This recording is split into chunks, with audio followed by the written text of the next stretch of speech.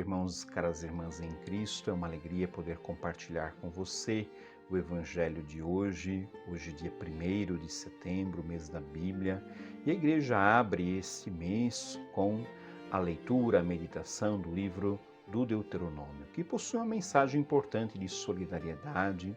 Inclusive, nós temos um lema para esse mês da Bíblia: abre a mão em favor do teu irmão, ou seja, uma mensagem de solidariedade para com os últimos da história. A liturgia de hoje lê o Evangelho de Lucas, no capítulo 4, nos versículos 31 a 37, que é uma cena, que é uma narrativa de cura, de exorcismo, de um endemoniado situado na sinagoga em Cafarnaum. Para que a gente possa entender melhor essa passagem, é preciso com que a gente faça uma retrospectiva daquilo que foi o Evangelho de ontem, ou seja, Jesus na sinagoga de Nazaré. No capítulo 4, nos versículos 16 a 30, quando Jesus na sinagoga de Nazaré, situada na sua cidade natal, diz: o Espírito do Senhor está sobre mim, e ele me enviou para evangelizar os pobres. É um texto de Isaías 61, seguintes. É o programa da sua vida, ou seja, ele é o ungido de Deus e veio para evangelizar, para dar a boa nova aos últimos da história, para se tornar libertação para aqueles que estão prisioneiros pelo pecado e por tantas situações injustas. Ao final dessa passagem, nós percebemos que os seus concidadãos, os seus compatriotas o rejeitam, mas ele prossegue o seu caminho. Sabemos que esse tema do caminho é muito caro a Lucas.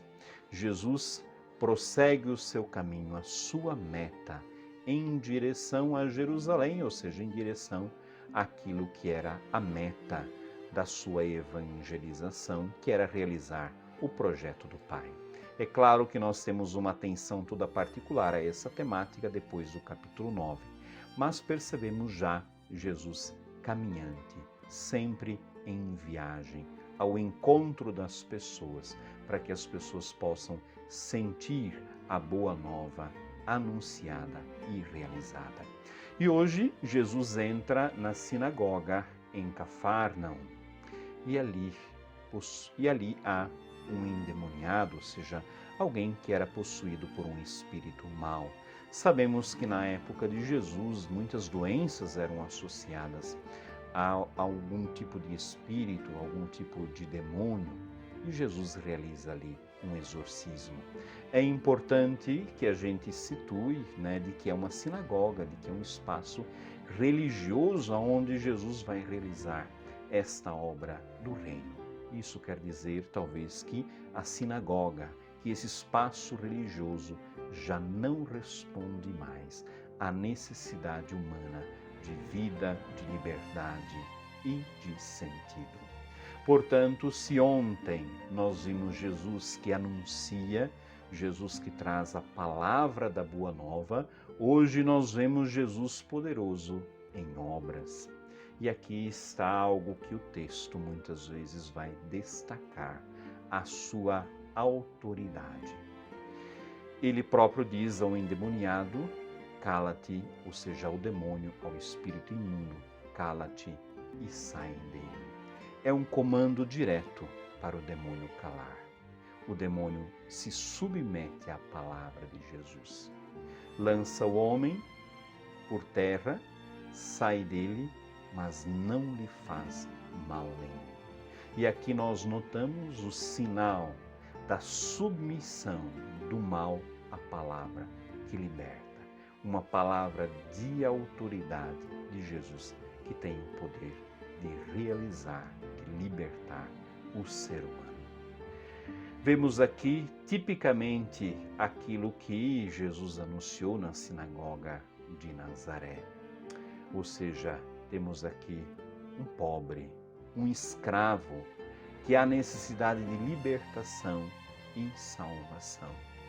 E é justamente esta palavra de Jesus que opera com eficácia e força contra as potências da morte, contra a exclusão que mantém escravo o homem.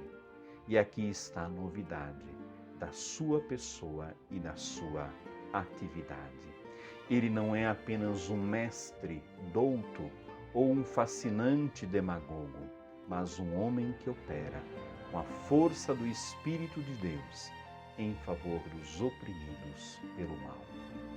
E então, a sua palavra tem autoridade e tem força. E esta mesma palavra continua fazendo caminho nas nossas vidas, na nossa história, continua fazendo o seu percurso do reino anunciado e realizado, mesmo nos ambientes religiosos e nos ambientes também seculares.